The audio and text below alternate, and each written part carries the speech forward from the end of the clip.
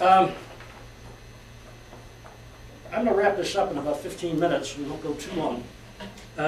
On that book that's going around on the cover is a picture of Old Abe the Eagle. And he was the mascot, I think, of the 14th Wisconsin. I don't know for sure. But Zeitlin's book isn't about this eagle that went to war. By the way, some recruits coming to Madison bought the eagle chick from some Chippewa Indians for a bushel of corn.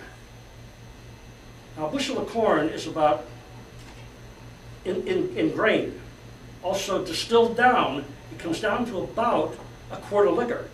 So, I don't know what they paid the Indians in, but they paid a bushel of corn. He was the mascot of the regiment. He wouldn't fly over the battle lines. There's a picture of him carrying him. They've got a great big wooden shield with him perched on it. The wooden shield was for, had a pretty big eagle, and you know, the guy's shoulder, he'd make a mess. But the story about him is after the war. He lived on down in the Capitol, eventually died, and they stuffed him. But here's the story of Old Abe. The Civil War was a civil war. The Civil War was a civil war, that's profound. It was also a political war. And it was the Democrats and the Republicans. The new Republican Party, the old Whig Party, and it was definitely a Democrat-Republican war. When these guys came home, you know, 1 million of them came home, all organized in these companies by these counties. So their captain would come in and they'd elect him mayor. Their sergeant would run for sheriff and they'd all vote for him. They kept active after the war. They marched in the parades, but they stayed in politics. And they used to tell them, vote like you're shot, anti-democrat. It was a very political thing. The Republicans ruled the country for about 21 years after the war, simply because these guys were so well organized.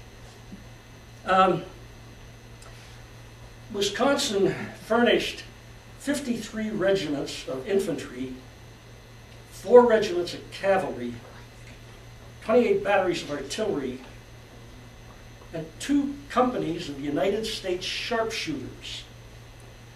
Sharpshooters wore green uniforms. They eventually did away with that. Armies just love to have special units with different uniforms, and they eventually go away and just become soldiers. But the term sharpshooter, I thought, referred to the fact that they're pretty sharp. But I found out later now, they use Sharps rifles. Okay. If you've been down to the Capitol Square, you've seen Colonel Hegg standing on the corner there. He was the 15th Wisconsin's colonel. Prior to the war, his job was, he had been the warden at Waupun. I guess he didn't have discipline problems in the 15th Wisconsin. He was quite a guy, by the way. And I said shots were fired and people were killed here in Madison. One day in late 1830 or 1862, a train pulled in, a Sunday, pulled into the train station down in West Washington there, boxcars, and these pathetic forms started tumbling out. They were sick, they were filthy, some of them couldn't walk. And a woman and her husband in a buggy pulled up and said, "Who are you?" And they told their Confederate prisoners of war. As it turned out, they were a garrison from Island Number 10 in the Mississippi, but that's beside the point. And they were in deplorable shape. They were sick, they were hungry, they were weak. She got neighbors to start bringing in blankets and food for them and sent her husband up to the Capitol to tell the governor, "You got a problem down here," because there were no troops at Camp Randall. The War Department sent them to Camp Randall to be imprisoned, but they didn't have any troops there at the time. Well, the 22nd Wisconsin was training in Racine, just organizing, and they said, "Get up here quick." So they came up. They eventually had 3,200 Confederate soldiers, right where the engineering school is today, at Camp Randall. They were there for about 9 months, and then they went to Memphis and got exchanged. And in the Confederate service, they probably were right back in the front line. But they lived in wooden shacks, and the guards were kids, And one night, and this is the tragedy of war,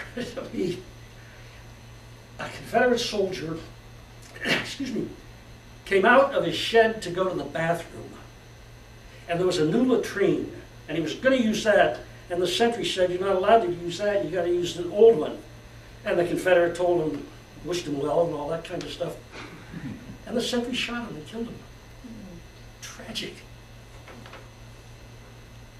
Confederate rest at Forest Hill Cemetery is there's 141 Confederates and 1 woman buried there. The woman, after the war, was from Baton Rouge and came up and started taking care of their graves and all that stuff. The mausoleum, right when you drive in, a quarter mile or so, I just realized this the other day while I was putting these notes together. On the north side of the mausoleum are the Yankees who died at the base hospital here, and on the southern side of the mausoleum is Confederate rest. Alice Whiting Waterman was the woman who got that all put together there. Quite a story. Wisconsin lost a governor in the Civil War. Randall didn't get reelected, and Lewis Harvey was the next governor. He and his wife Cordelia were quite a couple. Harvey learned that a terrible battle had been fought on the Tennessee River in Tennessee, and that 2 days after the battle, Wisconsin guys were still laying wounded on the grass. They hadn't even been picked up. So he got the doctors and nurses and all kinds of stuff, and food and blankets and medicines and all that, and took the train to Prairie du Chien and the steamboat down to the Ohio and up to the Tennessee, and he got there, and they started taking care of the Wisconsin guys that were still on the field. They didn't think about having a medical corps. If you've ever been to the battlefield at Shiloh, there's no dock or pier, just the riverbank. So boats would come in and they would just tie up to the trees. And then another boat would tie up to that boat, and that's how they had a whole bunch of boats with planks between them. And Harvey was going from one boat to the other one night and slipped in and drowned. And they didn't find his body for days. So we lost the governor.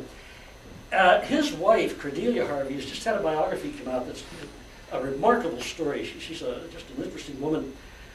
When a guy went off to war back then, there were no benefits. So there was no insurance, nothing like that. If he got killed, the wife and kids were, tough. And if anything happened to her, the kids were alone. Family could take them maybe, but a lot that didn't. Cordelia Harvey got in on that and started orphanages around the state. A remarkable woman. She was quite a story. Okay, we can stay and chat if you want to after this, but it wasn't all blood and guts and marching in the mud and all that either. The 2nd Wisconsin, the Iron Brigade, was a tremendous, hard-fighting outfit. All the guys got killed. But they had the worst brass band in the whole Army of the Potomac. These guys couldn't play anything right. And there was General McClellan took over, and here he's got 500,000 men in his army. What do? You have a parade. So they had a parade at Bailey's Crossroads in Virginia. And they had Congress there and the foreign ambassadors, and they had everybody watching. And they were going to pass and review regiment by regiment. Well, the 1st Corps would go first, and in the 1st Corps, the 1st Brigade, and in the 1st Brigade, the regiments by number. So the 2nd Wisconsin would be the lead regiment in the whole Army. Well, they didn't know what they were going to do. Now, they did have a drum major named Whaley. He was from Prairie du Chien. He was about 6 feet tall, and he had a foot-high bearskin hat. But he also had this humongous baton.